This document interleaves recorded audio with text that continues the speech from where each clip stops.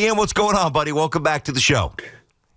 BT, what's happening, my friend? Always great to be with you. Hey, before you ask me a question, I want to give you a bald-faced truth, and that's you and Sal are great New York sports voices, necessary voices, and I love and appreciate you guys, and it always meant something to me to be on with you guys, and I'll definitely follow both of you wherever you end up. I mean, listen, this guy's going into the old BT and Sal bits, ball face. I mean, that is just well done. That's why you're a journalist, bro.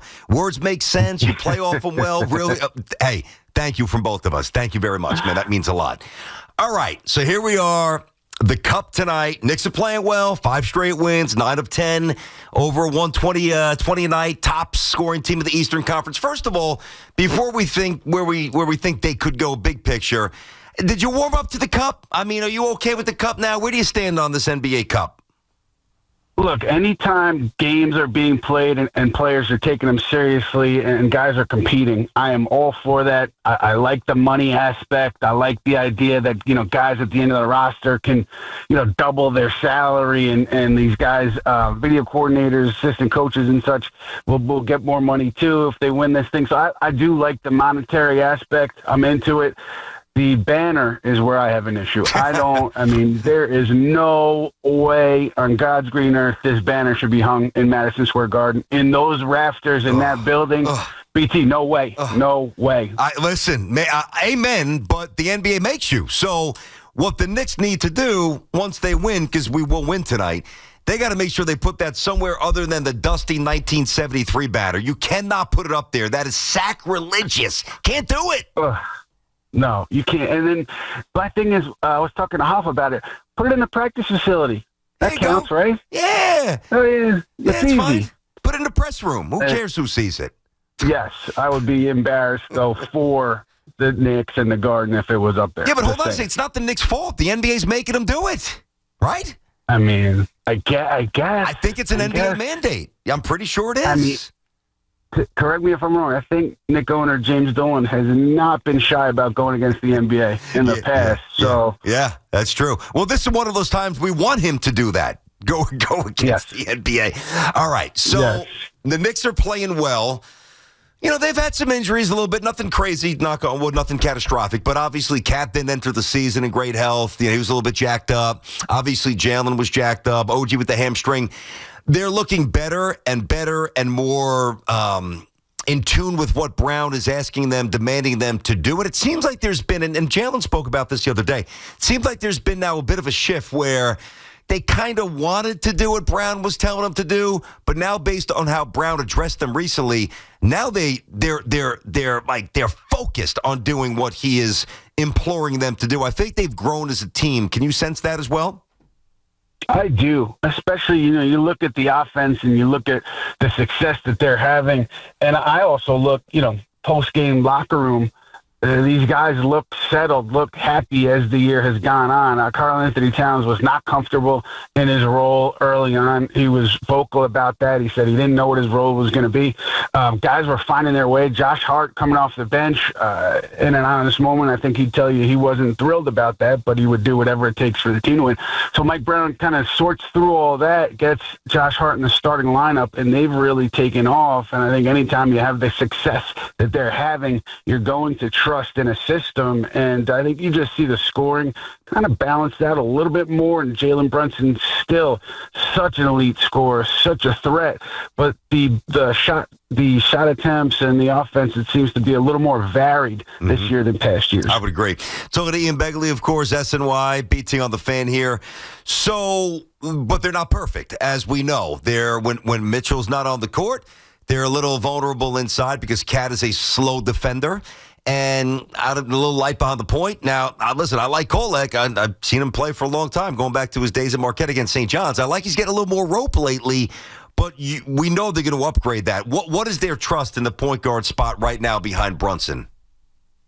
The thing that I had heard for a while now, going back to even training camp, and I don't think it has changed, is like they want a veteran. point guard. There's people within that organization who want a veteran point guard behind Brunson, somebody you could put in there, 10 minutes. Even the playoffs, the player would not get a ton of minutes, but just somebody who could come in and run an offense and be consistent. And, Tyler Kolek, I think he's had great moments recently. I would be surprised, though, if that changed the Knicks' overall thinking on the backup guard spot and where they want to go there. Because remember, BT, they had Malcolm Brogdon in training camp kind of penciled in that role. So I think they're still looking to fill it.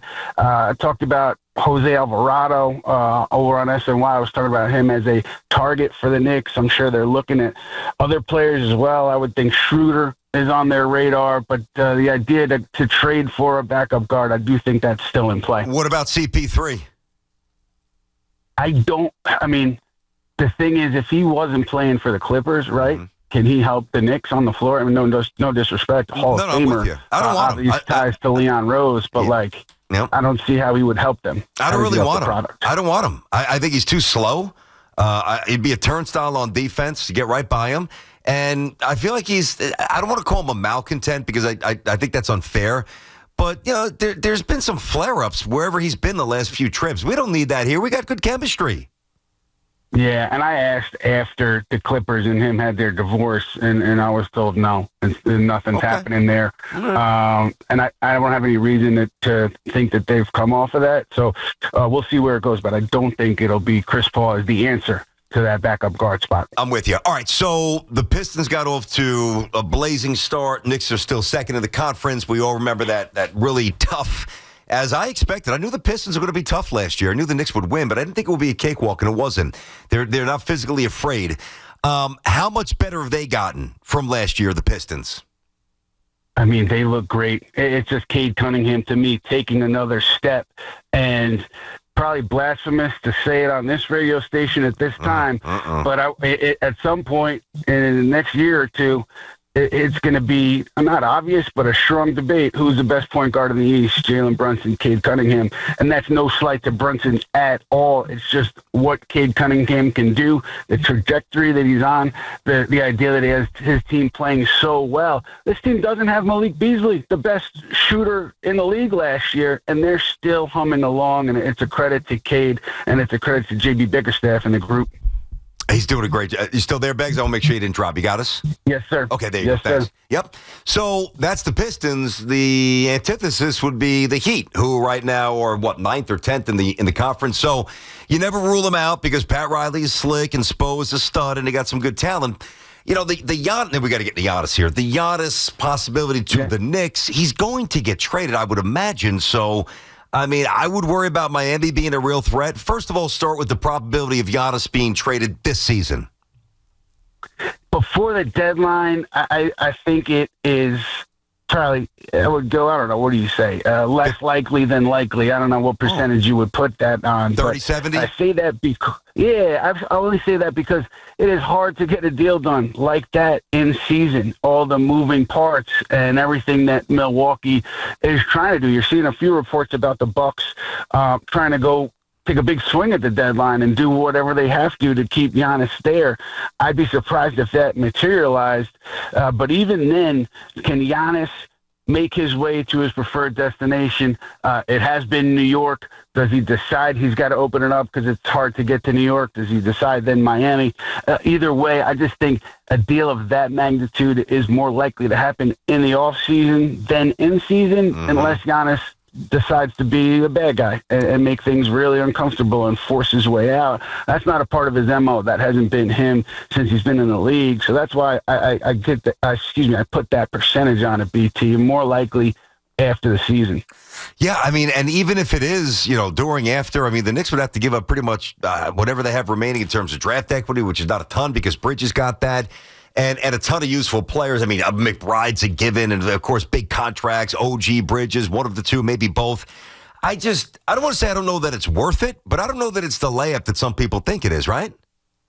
It's tough because, especially the way the team's playing right now, we talked about it earlier. They look good. They look good. Yeah. So if they were middling, if they were, a couple of games over 500, losing games they shouldn't lose, you can make an easy case to go after Giannis. But this group, the way it's currently constituted, is on an upward trajectory. So it is a big risk. I don't see a scenario where you look at a realistic trade, and you say to yourself, oh, my God, the Knicks definitely championship contenders. They're winning a title with Giannis because, as you said, they're going to have to give up a lot, whether it's Karl-Anthony Towns, whether it's one of the wings, obviously Miles McBride. And so it's not an easy deal to make by any stretch of the imagination. So last one, Ian Begley, of course, Beggs here on the Fan, SNY, has been doing a great job for them for a long time. One of the good guys in the business, too. So Ian, the Karl-Anthony Towns stuff, let me finish with this.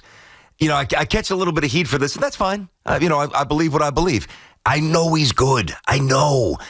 But his flaws, number one, they annoy me, and number two, they worry me. And this sloppy move to the rim with the arms flailing, the offensive fouls, getting pushed out of the post by guys he should just be burying and stepping on and dunking on. Again, I know he's a good enough player to get you to 50-something wins and be one of the best teams in the conference. I don't have the faith that he could play 2 months, elite, efficient basketball required to be one of the centerpieces on a championship team. Is that unfair? I don't think it's unfair because we haven't seen that specific scenario from Karl-Anthony Towns yet. I think it's fair to question it. I think more recently with Towns, especially on offense, it seems like he's found spots. He and the Knicks have found spots where he can be effective and can be comfortable.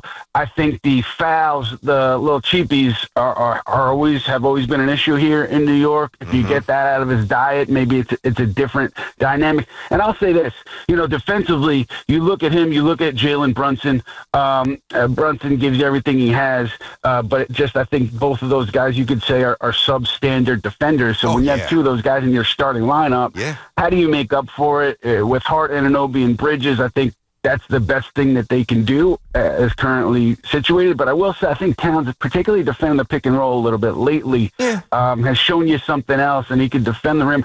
But that being said, BT, I don't see how does this team beat OKC? I mean, that's what we're really talking about, right? Yeah, we're talking about a championship. How do they beat OKC? They wouldn't. And and listen, there are certain deficiencies that players overcome, right, as they get a little deeper into their careers.